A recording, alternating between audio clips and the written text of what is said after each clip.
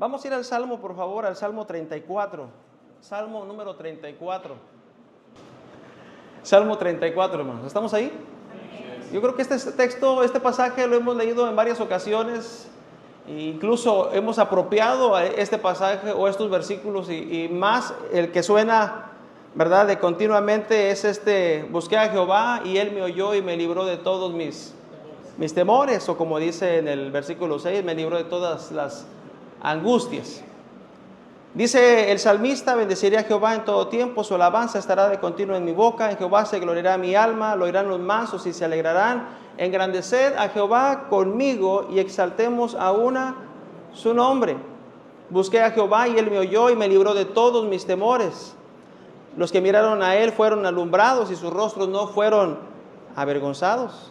Este pobre clamó y le oyó Jehová y lo libró de todas sus angustias. El ángel de Jehová, también un texto favorito, acampa alrededor de los que le temen y los defiende. Gustad y ved que es bueno Jehová, dichoso el hombre que confía en Jehová o en Él. Temed a Jehová vosotros sus santos, pues nada falta a los que le temen. Los leoncillos necesitan y tienen hambre, pero ¿para quién está la bendición? Para los que buscan. ¿Buscan a quién? A Jehová. No tendrán falta de ningún bien. Ahora lea conmigo del versículo 11 al 14, que son los textos que quiero utilizar en esta mañana. Versículo 11. Venid, hijos, oídme. El temor de Jehová os enseñaré. ¿Quién es el hombre que desea vida, que desea muchos días para ver el bien? Guarda tu lengua del mal, de hablar engaño. Apártate del mal y haz el bien y síguela. David, hermanos, el salmista David estuvo en un largo periodo como desterrado, como exiliado. Algunos comentaristas dicen que aproximadamente este periodo en su vida abarcó de 5 a 8 años, cuando él tuvo que salir y que esconderse por la situación que muchos ya conocemos, que su vida estaba en peligro. Fue perseguido implacablemente por Saúl y muchas de las veces estuvo, hermanos, a punto de morir. En esta época David compuso muchos de los salmos. Por ejemplo, el Salmo 56, el 54, el 57, el capítulo 7, aún el capítulo 142, sin olvidarnos este capítulo del Salmo número 34. Todos estos salmos, hermanos, que compuso el salmista, celebraba su escape de las manos de los enemigos. Pertenecen a este periodo. La vida de destierro lo obligó precisamente a siempre depender totalmente del Señor. Contuvo su alma haciéndola fuerte y flexible y le dio oportunidades de desarrollar las cualidades de liderazgo. Entre ellas se destaca el dominio propio, la comprensión, la suavidad, y también aprendió la paciencia. Rodeados de compañeros desenfrenados, de hombres temerarios, sanguinarios, malvados, aprendió a conocer a los hombres y acumuló experiencias sobre cómo dirigirlos. La historia, hermanos, presenta que David, con la esperanza de que su identidad no fuera descubierta por los enemigos, por los filisteos, se refugió en Gad, una ciudad filistea. Pero estos hombres de Gad pronto lo reconocieron como el gran héroe de Israel, así que lo prendieron y lo llevaron a Aquis, que era el rey de Gad. Se escapó de la muerte en ese momento cuando fue capturado, haciéndose pasar por un demente. ¿Se acuerda del pasaje? Por un loco, por un demente. Después escribió su liberación de esta manera: este pobre clamó y le oyó Jehová y lo libró de todas sus angustias. De la tierra de los filisteos, David pasó después, hermanos, a la cueva de Adulam, en las colinas que se sitian al oeste de Judá, cerca de la frontera filistea. Sus parientes, al saber dónde estaba, se refugiaron con él para escaparse del enojo y de la ira del rey. Allí se encontró al frente de 400 hombres que acudieron a él y lo tomaron como su líder, como el caudillo. Estos, con el pasar de los días, aumentaron a 600 hombres. Eran todos los, y usted y yo recordamos, eran todos los endeudados, eran los desterrados y los afligidos. Muchos de ellos eran personas sin carácter, sin reputación y sin esperanza. No obstante, hermanos, David pasó por alto su bajeza. Él los guió y los contuvo cuando era necesario. Los elevó a una relación extraordinaria con Él, pero sobre todo una relación extraordinaria con el Señor. Mediante su relación, hermanos, estos hombres afligidos se hicieron prudentes. Los descontentos se convirtieron en personas adaptadas, leales y valientes. De esta compañía, hermanos, surgieron muchos de los hombres destacados en el reino de David. Más adelante la Biblia expresa los valientes de David. No cabe duda, hermanos, no cabe duda que durante todo este tiempo de destierro en la vida de David, él consiguió grandes lecciones para su vida. Entre ellas, hermanos, resaltó el temor de Jehová. Y por consiguiente, hermanos, él tuvo la tarea de enseñarle a los suyos, a esos hombres, sus propias lecciones de fe. Y el versículo número 11, hermanos, el versículo número 11 dice: venid, hijos, oídme, el temor de Jehová os enseñaré. Y en esta mañana, hermanos, en esta mañana quiero compartir con ustedes este tema, viviendo en el temor de Jehová. Viviendo, hermanos, en el temor de Jehová. Cuando la Biblia nos habla, hermanos, cuando la Biblia nos habla acerca del temor de Jehová, o del amor y de la reverencia hacia Él, siempre va ligado con la obediencia. Cuando hablamos del temor, tiene mucho que ver, hermanos, tiene mucha relación del temor a Jehová con la obediencia. Usted puede recordar lo que dice la Biblia en Eclesiastés capítulo número 12, versículo 13, cuando dice: el fin de todo discurso oído es este. ¿Cuál es? Teme a Jehová y guarda sus mandamientos, porque esto es el todo del hombre. Primera de Juan capítulo 5 versículo 2 dice: en esto conocemos que amamos a los hijos de Dios, cuando amamos a Dios y guardamos sus mandamientos. Juan capítulo 14, hermanos, versículo 15 dice también: si me amáis, guardad mis mandamientos. Y el versículo 24 de este mismo capítulo dice: el que no me ama y no guarda mis palabras, y la palabra que habéis oído no es mía, sino del Padre que me envió. Así que el temor a Dios o la reverencia a Dios, hermanos, es mucho más que solamente sentarse y guardar silencio en la iglesia.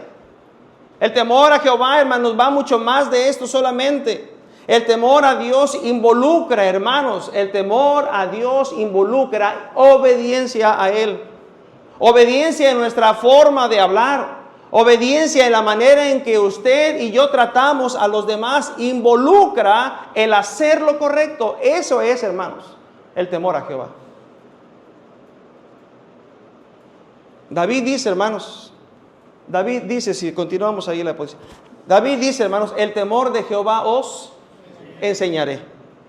Otra versión dice: voy a enseñarles. En la versión de Dios habla hoy, voy a enseñarles a honrar a Dios. O la Nueva Traducción dice: les enseñaré a temer a Dios. Hermanos, si queremos usted y yo en nuestra vida, si queremos ver la bendición de Dios en nuestras vidas, tenemos que aprender a vivir bajo el temor de Jehová. Tenemos que aprender a vivir en el temor de Dios, hermanos. Y para esto la Biblia describe cómo podemos vivir bajo el temor de Dios a través, hermanos, de 4 acciones en nuestro trato con los demás, que ahí mismo aparecen en los versículos 13 y 14. Claramente están escritos y es lo que queremos estudiar en esta mañana. Número 1, entonces, para vivir, hermanos, en el temor de Jehová, dice el versículo 13, si me ayuda, por favor, versículo 13.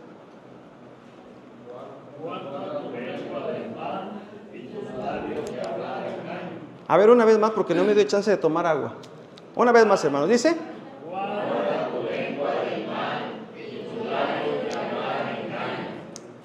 si queremos vivir bajo el temor a Jehová, es lo que está haciendo David y lo que está explicando a los suyos. Y lo que está explicando, hermanos, si queremos realmente vivir en el temor de Jehová, tenemos que guardar, ¿qué, hermanos? Dígalo sin miedo. ¿O ya guardaron la lengua? Ya la guardaron, ¿verdad? Tenemos que guardar nuestra lengua, hermanos. Tenemos que guardar nuestra lengua. Guardar tiene que ver, hermanos, con cuidar, con retener, con vigilar o con velar.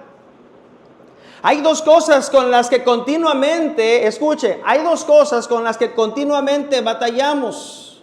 Guarda tu lengua del mal y tus labios de hablar engaño. Hay dos cosas con las que siempre batallamos. Y no me va a decir que no, porque esto es cierto. Continuamente batallamos al hablar o al expresarnos mal de otros, o cuando lo hacemos con mentira. Aunque digamos, es que esto es una mentirita piadosa. Hermano, la realidad es que guardar la lengua no es cosa fácil. Guardar la lengua, hermanos, es algo difícil, pero es muy, ¿qué cosa? Es muy necesaria. Es muy necesaria, hermanos, que muchas de las veces podamos poner el freno a nuestra lengua, el poder guardar nuestra lengua. Yo pregunto en esta mañana, no quiero que levante la mano ni nada, pero ¿cuántos de nosotros nos hemos metido en situaciones por no cuidar nuestra lengua? Y decimos, ¿verdad? Ay, esta bocota, ¿verdad? ¿Por qué tiene que hablar? ¿Por qué tiene que decir? Pero ya lo hicimos, ya lo dijimos. Ya nos metimos en problemas, en situaciones, ¿verdad? Que después nos llegamos a lamentar por no guardar nuestra lengua. Guardar la lengua, entonces, hermanos, es algo complicado, difícil. Esto es la realidad, pero debemos hacerlo porque es muy necesaria. La lengua, hermanos, dice Proverbios 18:21, y rápidamente buscamos estas porciones. Proverbios capítulo 18 y el versículo 21 nos dice que la lengua tiene poder. La muerte y la vida están en poder de la lengua, y el que ama comerá de sus frutos. Así que, hermanos, la muerte y la vida están en poder de la lengua. Tiene poder para dar vida o tiene poder para dar muerte. Pero también, hermanos, la lengua es peligrosa. Porque puede provocar incluso, hermanos, hasta la muerte. Es peligrosa, es devastadora.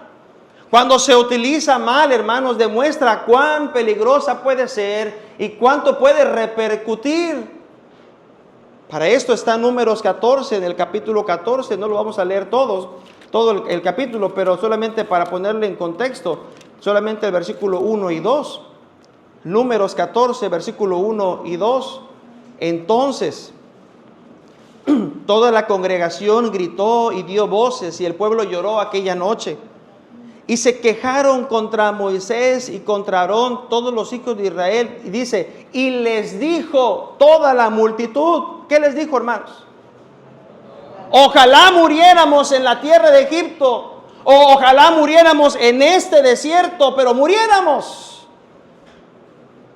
¿Por qué nos trae Jehová a esta tierra para caer a espada?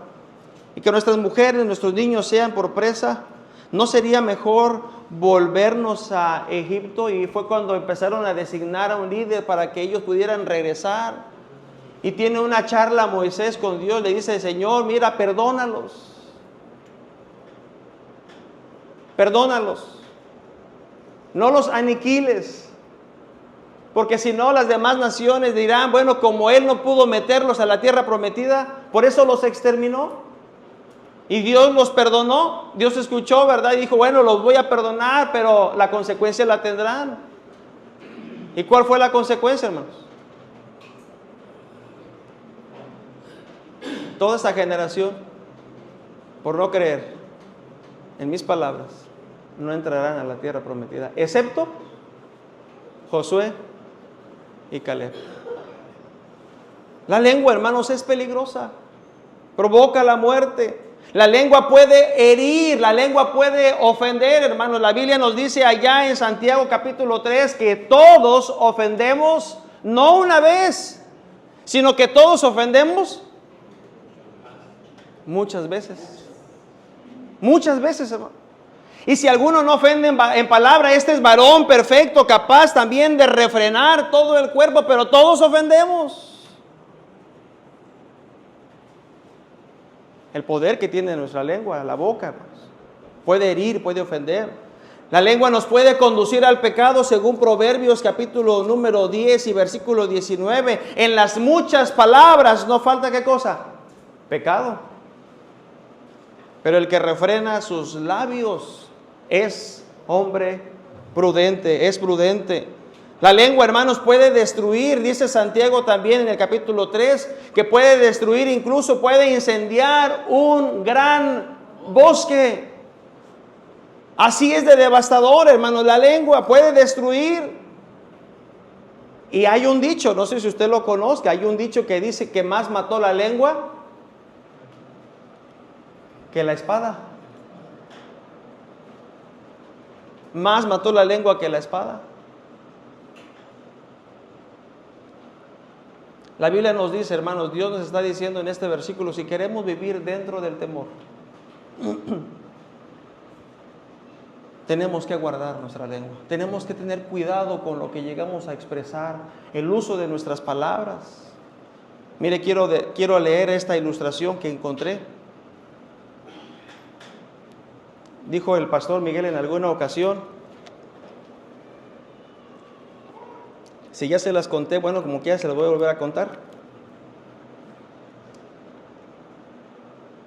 Dice que un día un sultán soñó que había perdido todos los dientes. No sé qué tenga esto, pero a veces hemos soñado esto, ¿no? Sí. Este sultán soñó que había perdido todos los dientes. Luego de despertar, mandó llamar a un sabio para que le pudiera interpretar este sueño. Y dijo lo siguiente: ¡qué desgracia, mi señor! Cada diente caído representa la pérdida de un pariente de vuestra majestad, dijo el sabio. ¡Qué insolencia! ¿Cómo te atreves a decirme semejante cosa? Fuera de aquí. Y le ordenó que le dieran 100 latigazos en su furia, ¿verdad? Por esta revelación que le había dado. Más tarde, ordenó que le trajesen a otro sabio y contó lo mismo del sueño, que se le habían perdido todos los dientes. Este, después de escuchar al sultán con atención, dijo: excelso señor, gran felicidad os ha sido reservada. El sueño significa que sobrevivirás a todos vuestros parientes. Se iluminó el semblante del sultán con una gran sonrisa y ordenó que le dieran 100 monedas de oro. Cuando salía del palacio, uno de los cortesanos le dijo admirado: no es posible. La interpretación que le había hecho del sueño es la misma que le había dado el primer sabio. No entiendo por qué al primero le pagó con 100 latigazos y a ti te está dando 100 monedas de oro. El segundo sabio respondió: amigo mío, todo depende de la forma en que decimos las cosas. ¿Era lo mismo? Era lo mismo. Uno de los grandes desafíos que tenemos como seres humanos, hermanos, es aprender y a comunicarnos, pero de una manera que pueda alentar, de una manera, hermanos, que pueda contribuir más que aplastar. De nuestra comunicación depende, hermanos, muchas veces que estemos transmitiendo la desgracia o la felicidad, la paz o la guerra. La verdad puede, hermanos, compararse con una piedra preciosa, pero si la lanzamos contra el rostro de alguien, puede herir, pero si lo envolvemos en suave seda con la caricia, hermanos, no lastima tanto. Dijo alguien por ahí, ¿verdad? La verdad no peca, pero incomoda. Hermanos, como hijos de Dios, nuestra manera de hablar debe ser diferente. Nuestra manera de comunicarnos debe ser completamente diferente. Debemos, hermanos, ser luz en este mundo de oscuridad. Por lo tanto, debemos hacer los ajustes necesarios para que nuestra forma de hablar sea distinta. Nuestro hablar, hermanos, debe ser con sabiduría, según el Salmo 37, versículo 30 y 31. La boca de los sabios esparce sabiduría. Proverbios 15:7, el sabio de corazón es llamado prudente y la dulzura de labios aumentará el saber. Puede buscar también Proverbios 16, 21 y 24. Nuestras palabras necesitan ser palabras prudentes, palabras que edifican, palabras que transforman y no que destruyan. Pablo dijo en su carta a los Efesios en el capítulo 4, vestíos del nuevo hombre, y para eso hay que desechar la mentira y tenemos que hablar cada uno, hermanos, a su compañero con palabras de verdad. Y más adelante en el versículo 29 dice, ninguna palabra corrompida salga de vuestra boca, sino solamente la palabra que es buena, la palabra que edifica, la palabra que tiene gracia. A la iglesia en Colosas, hermanos, se le dijo que vuestra palabra sea sazonada con sal. Mire que un alimento, si no tiene sal, no tiene sabor, pudiera tener los condimentos, pero si no tiene sal, le falta el toque especial, ¿verdad? Lamentablemente, muchas de nuestras palabras, a veces, hermanos, no son sazonadas con sal. Y Pablo está diciendo a la iglesia en Colosas que vuestra palabra sea sazonada con sal, es decir, que usemos palabras que puedan ayudar, que puedan edificar, que puedan bendecir, que puedan transformar, que puedan contribuir, que puedan animar o estimular a alguien.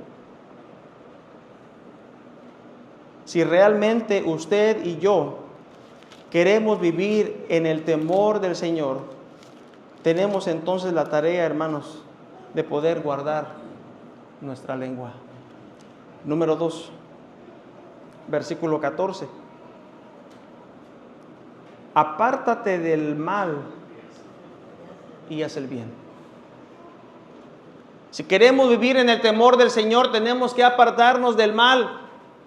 Más adelante el salmista en el capítulo 37 y el versículo 24 dice lo mismo, apártate del mal y haz el bien y vivirás para siempre. Salmo 37, 27.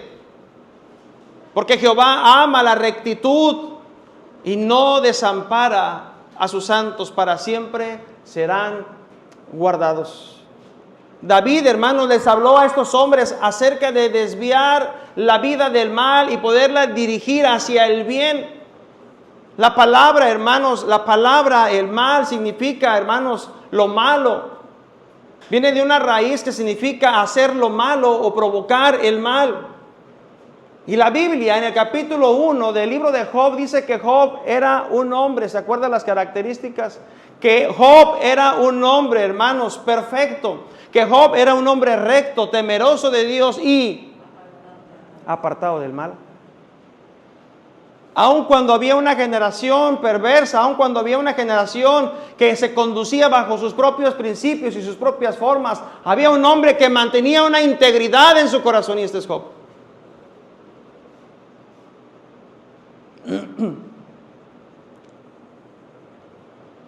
Y apartado del mal, así era Job.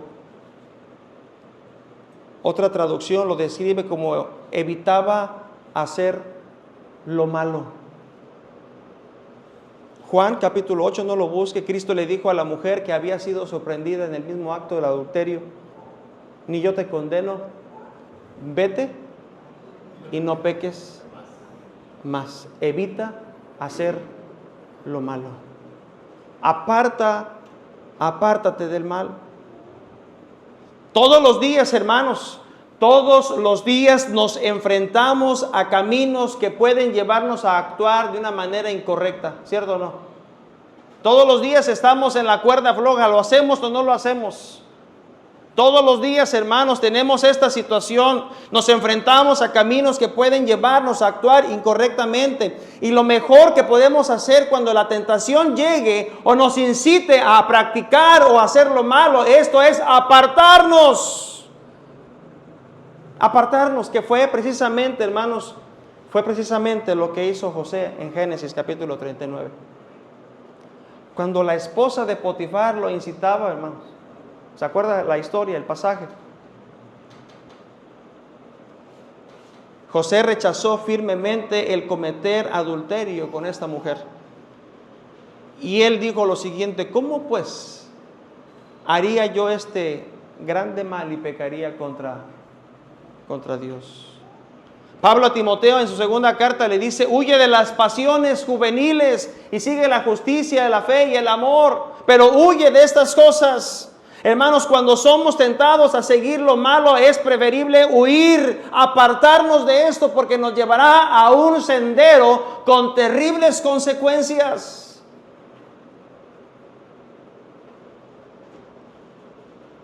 Oh, si tan solo, hermanos, Acán se hubiera apartado del mal. Si al ver el lingote, el manto babilónico muy preciado y de alto valor, si tan solamente se hubiera apartado, otra cosa hubiera sucedido. Pero no se apartó, hermanos.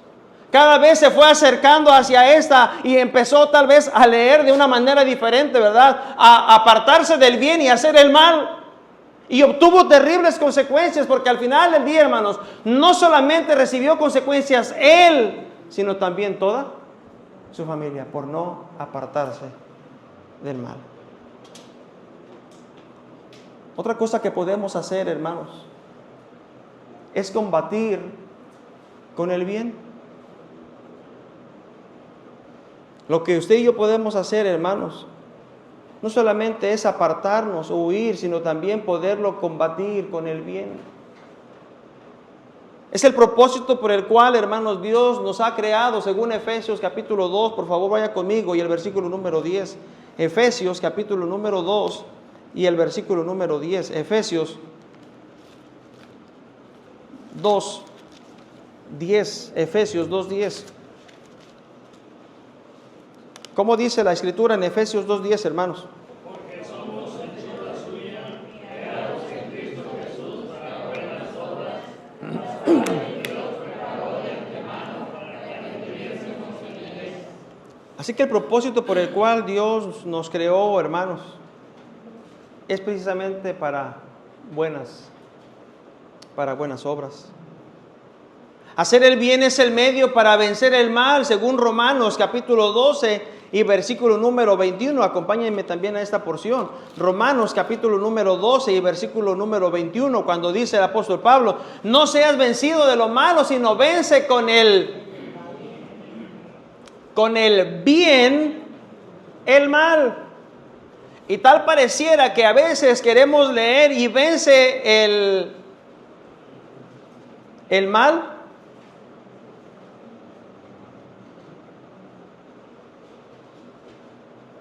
con el bien, sino vence con el bien el mal. Y a veces queremos hacer lo contrario en nuestra vida. Pablo ordenó, hermanos, no pagar a nadie mal por mal, sino al contrario, que como cristianos debemos procurar lo bueno. Y lo bueno tiene que ver, hermanos, lo bueno tiene que ver con lo que es hermoso, tiene que ver con lo que es honorable, tiene que ver, hermanos, con lo que es noble. Procura lo bueno. La palabra bueno es la palabra kalos, que significa hermoso, bueno, noble o honorable delante de todos los hombres.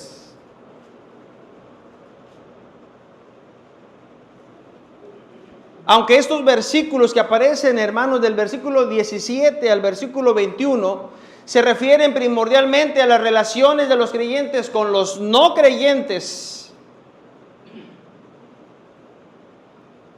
Pablo dijo: procura, considera, busca por adelantado hacer lo bueno delante de todos los hombres. Y más adelante dijo que también estuviera en paz con todos los hombres. El versículo número 20, mire lo que dice el versículo 20. Así que si tu enemigo tuviere hambre, dale de comer. Si tuviere sed, dale de beber, pues haciendo esto, ascuas de fuego amontonarás sobre su cabeza. ¿Haciendo qué? ¿Haciendo qué, hermanos? Pues lo bueno, lo que es correcto, lo que es honorable, lo que es hermoso, hermanos, para todos los hombres. Ascuas de fuego amontonarás sobre su cabeza. En otras palabras, responde su maltrato con amor cristiano. Un modismo que hoy significaría, hermanos, haz que se le caiga la cara de vergüenza. De manera entonces que ayudar al enemigo en lugar de maldecirlo puede conducirlo a avergonzarse y arrepentirse con nuestro buen trato. Con nuestro buen trato. Pero tenemos, hermanos, la tarea entonces de apartarnos del mal y de hacer el bien. Qué tarea, ¿no? Qué difícil a veces.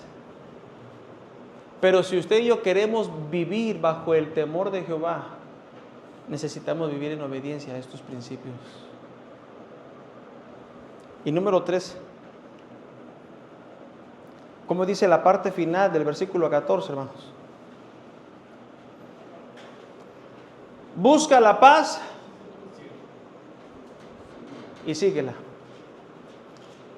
Si queremos vivir en el temor del Señor, tenemos que buscar y esforzarnos por mantener la paz, según el versículo 14. El texto entonces me está sugiriendo, hermanos, el texto sugiere que la paz es algo que usted y yo debemos, ¿qué? Buscar. Busca la paz. Busca la paz. Buscar, hermanos, es la palabra bakash, que significa esforzarse, esforzarse por la paz, o afanarse, o desear, o preguntar, de tal manera que como cristianos debemos, hermanos, ser trabajadores activos. ¿En busca de qué? ¿En busca de qué? De la paz. Pero tal parece, hermanos, que muchas de las veces queremos ser los trabajadores activos. ¿De qué cosa? De la guerra, de la venganza. No, y es que no me ha conocido. No, y no sabe cómo me pongo. Y nosotros en broma decimos, un día me voy a quitar la corbata. No, si me conociera. Y a veces entre familia, ¿verdad? Jugamos y decimos nuestros apellidos, ¿verdad? Lo recio que somos por el apellido. No, y si yo soy así, no, yo más. Como cristianos debemos de ser trabajadores activos de la paz. Buscar la paz. El apóstol Pablo escribió en Romanos capítulo 12, dijo lo siguiente: si es posible, en cuanto dependa de vosotros, estad en paz con todos los hombres. Le pregunto, hermanos, ¿es fácil estar en paz con todos los hombres? ¿Batalla usted? ¿Será que el pastor también batallará? ¿Será que los maestros batallarán? ¿Será que los líderes batallarán? Pero ¿qué Dios nos dice, hermanos? Busquen la paz. Tendremos que sacar la banderita blanca, ¿verdad? En un símbolo de paz. Para hacer paz y no guerra. Incluso más adelante en el versículo 19 dice: no os venguéis vosotros mismos, hay que fomentar la paz. Mateo 5 y versículo 9, hermanos, dijo lo siguiente el Señor: bienaventurados los pacificadores, porque ellos serán llamados hijos de Dios. Cada vez entonces que estamos buscando la paz y estamos procurando la paz, hermanos, Dios nos da de esta bendición al llamarnos: este es mi hijo, en quien me complazco. porque fomenta, porque busca la paz. Romanos 14, 19, así que lo que contribuye a la paz y a la edificación mutua. Y Hebreos 12, 14 dice, seguid la paz con todos y la santidad sin la cual nadie verá al Señor. Pero ¿cómo puedo yo buscar la paz? ¿Cómo puedo encontrar la paz, hermanos? Según estos versículos hilados al versículo, a la parte principal, a la parte primera del versículo 14. ¿Cómo puedo yo entonces encontrar y buscar la paz? Bueno, cuando me aparto ¿de qué? Según el versículo 14, del mal. Yo puedo apartarme entonces y estoy en busca de la paz. Cuando entonces quiero la estabilidad, cuando yo quiero la paz, entonces me aparto del mal o de todo aquello que me conduce al mal. Y cuando decido actuar bien o hacer el bien según el versículo 14 y hacer el bien, cuando yo decido esto, la estoy siguiendo, porque eso es lo que el versículo 14 dice. Busca la paz y síguela. Y síguela. Por eso el texto dice síguela. El texto me exhorta también, número 2, a seguirla, es decir, correr detrás, es decir, esforzarse por mantenerla. Es decir, hermanos, empeñarme, ¿verdad?, en alcanzarla o procurar vivir en paz. Cuando la Biblia está diciendo y síguela, entonces me está diciendo que yo debo de mantenerla, de perseguirla, de correr detrás de ella, de esforzarme cada día. Y para mantener la paz, hermanos, será entonces necesario evitar las guerras, evitar los pleitos, las disputas o las disensiones.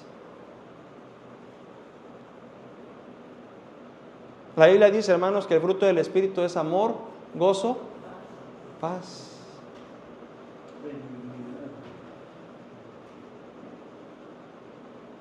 Una persona que quiere paz no puede andar en altercados, en contenciones, en pleitos, ya que las relaciones pacíficas, las relaciones de paz surgen de nuestros esfuerzos por hacer la paz. Y la tarea de cada uno de nosotros es realmente trabajar, hermanos, duramente para vivir cada día en paz con los demás. Por eso el texto termina diciendo, busca la paz y síguela. Le pregunto lo siguiente. ¿David tuvo oportunidades para matar a Saúl? ¿Las tuvo o no? Y no tuvo una, tuvo varias. Pero él aprendió a estar en el temor de Jehová. Y dijo, yo lo he aprendido, yo lo he vivido. Dios, durante todo este tiempo, yo he aprendido esta lección. Yo he aprendido a vivir en el temor de Jehová. Y les dijo a todos ellos, oíd, hijos, oídme. El temor de Jehová os enseñaré. Y el temor de Jehová se basa precisamente en la obediencia, en el accionar continuo con los demás, a través de 3 cosas. Número 1, guardar la lengua. Número 2, hermanos, de apartarnos del mal y hacer el bien. Número 3, de buscar la paz y seguirla. ¿Tuvo oportunidad? Sí, la tuvo oportunidad. La verdad es que sí tuvo oportunidad David de hacer algo. Pero él prefirió vivir en el temor del Señor. Nos brincamos un versículo, quiero terminar aquí. Versículo 12. ¿Quién es el hombre que desea vida, que desea muchos días para ver el bien? Y eso, si lo aplicamos en esta mañana y yo les pregunto, ¿quién es el creyente en esta mañana que desea tener mucha vida y que le vaya muy bien en todo? ¿Cuántos o quiénes son? A nadie. Nadie quiere. ¿Usted quiere? Otra vez. ¿Quién es el hombre, quién es la mujer que desea vida, que desea muchos días para ver el bien? Muy bien. todos levantaremos la mano, porque todos queremos esto. Cuando buscamos la verdad, el bien y la paz, obtenemos como resultado, hermanos, lo siguiente según estos versículos, o este versículo.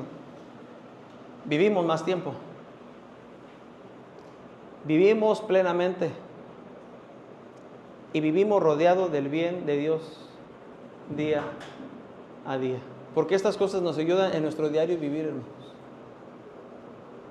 A veces andamos hasta enfermos, ¿verdad? A razón de las enemistades, de los pleitos, de los altercados de aquí y allá. Y no estamos viviendo plenamente. Pero Dios nos da esta bendición. Así que, hermanos, concluyo diciendo lo siguiente.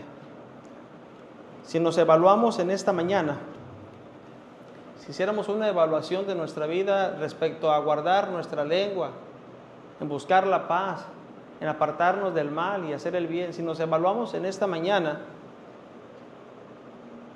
vamos a preguntarnos lo siguiente: ¿estamos viviendo realmente vidas en el temor del Señor?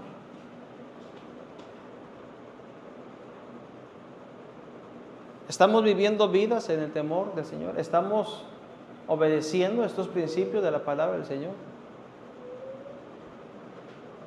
¿Nos estamos esforzando realmente? Si no fuera el caso, hermanos, creo que hoy es el día aceptable y hoy podemos arreglar las cuentas con el Señor y decirle: Señor, yo quiero vivir bajo el temor reverente hacia ti. Yo quiero vivir bajo el temor del Señor. Sé que será difícil, sé que me costará, sé que requiere un gran esfuerzo,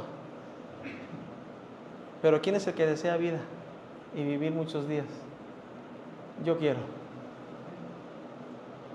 ¿Por qué no le decimos al Señor en esta mañana: Señor, yo quiero vivir bajo tu temor?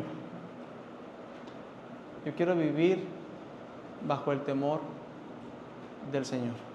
Vamos a orar. Nuestro buen Padre Celestial, te damos gracias, Señor, en esta mañana.